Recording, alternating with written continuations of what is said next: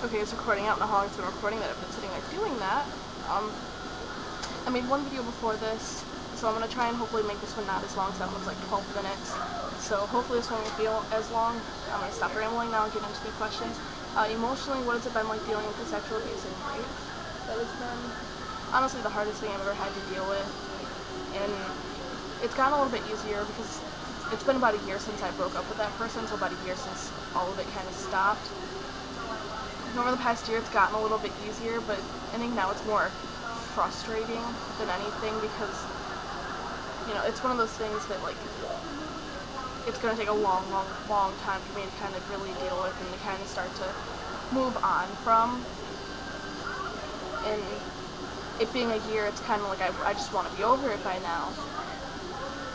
But I'm not, and I probably won't be for a while, and so that's kind of really frustrating, and it's made a really huge impact on my life. It's triggered my cutting a lot. There's been a few times where I've almost attempted suicide, and it's just not, it was terrible, and it's one of the worst things I have ever been through. It is the worst thing I've ever been through, and I would never ever wish it on anyone, even not even my worst enemy. I know I really don't have enemies, but if I had one, I wouldn't wish it on them. Honestly, it's been really hard. Why did you originally make your Tumblr, and how did you become comfortable posting the innermost parts of you on the web? I had one Tumblr before this, and that was kind of like, I just made it because everyone was talking about it. I was like, what is this? And I would just kind of post like whatever I wanted to. I'm sorry if it's really noisy. Can you turn that down just a tiny bit? A teeny bit. Okay, sorry. But no, I posted, and it was just kind of something I would post, like, random whatever. I was kind of getting to know what was, like, you know, like, what it was even for. And a bunch of people started finding out about it, and, like, when people started finding out about it, I was going to start posting more, like, personal, like, things, just pictures and all this kind of stuff. So I actually deleted that one and made this one. And it was going to be, like, a recovery blog kind of thing, and then it just kind of turned into, like, whatever you want to call my blog now. And, I don't know, like, I don't even know how I could post the personal things I do, and sometimes I even, like, regret it once I do, but I'm trying to kind of recover from things I've been through. I'm trying to move on, and I think, like, me posting my thoughts and me kind of getting things out, not bottling them up inside is something that's going to help me, so, I don't know, it's just something I do to kind of move on. And then it said, you're beautiful, so thank you. I don't take compliments though, it's really awkward. But, I have a new kitten that just sneezed on my foot. My best friend asked how excited I was that she's going camping with me next month, and I'm really freaking excited. So yeah, have you ever met your favorite band or artist, or been to a concert? If so, how many? I've been to like 5 different concerts, something, I don't know. I've been to a Taylor Swift one, I've been to 4 different concerts where My Chemical Romance, or they're either just My Chemical Romance ones or they were there. 2, it was just them. Or it was, my first concert was My Chemical Romance, and then Rise Against opened for them. And then I've been to another My Chemical Romance concert. I was at the Honda Civic Tour last year in the summer, which was My Chemical Romance, Blink-182, and Matt and Kim, which was really awesome. That was a great concert. And then I went to an 89X Stole Christmas one, which is a radio station in Michigan, and it was them, Middle Class Rut, and Sick Puppies, and I actually met them after the concert. I met My Chemical Romance, and it was, oh my god, it was amazing. I got a hug from Frank, and I kind of like, because I was like hysterically crying, like happy tears, and then like the poster I had was of Frank that I had them sign, and like Ray went by and he's like, yeah, good choice, and I'm just like, yeah, I know, thanks. And then I got a handshake from Mikey, and it was after, this was like right after their Danger Days CD was released, so Bob wasn't there, which was really disappointing. I really wanted to meet him, but, you know, so yeah, that was really cool. That's just awesome. Tell me about your first crush. It was an awkward crush. Cause like, I grew up with him, and like, I don't even talk to him anymore. He moved when I was like 12, and I've only talked to, like, I found him on Facebook, and like, I haven't found it on there. We've only talked a couple times, and it's just kind of awkward now. I don't know. I think it was really cool. My first date, I've never been on an actual date, so, and I'm 18. But I'm with a guy now that is really great, and he wants to take me on an actual date, so. Sorry, with this light thing, I'm trying not to move too much now. My ankle itched, so. How was middle school for you? It was hell. It was a living hell. I was bullied really bad in my elementary school, and it got even worse throughout middle school. I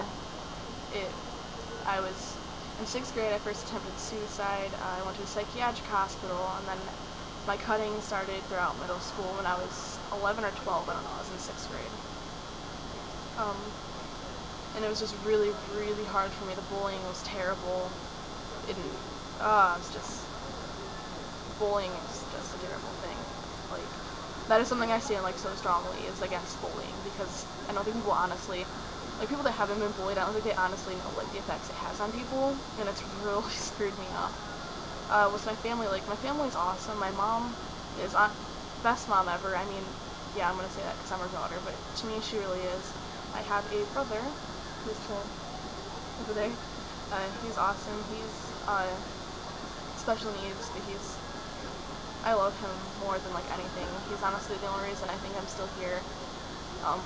Whenever I'm feeling really crappy, and like any times I've actually contemplated suicide, like lately, he's the only reason I'm honestly still holding on. He's my everything. I love that kid.